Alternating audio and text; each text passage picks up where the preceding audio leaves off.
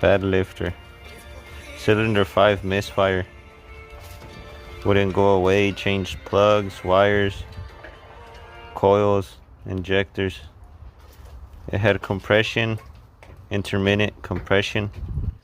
When you floor to the gas around 3,000 RPM, 4,000, it wouldn't misfire. This is a good lifter. See, solid. So what happens is that I dropped it. These have little bearings. I don't know if you could. Oh, there you go. You could probably see them. They have little bearings, and they just give out and give enough place so it doesn't open up the valve properly.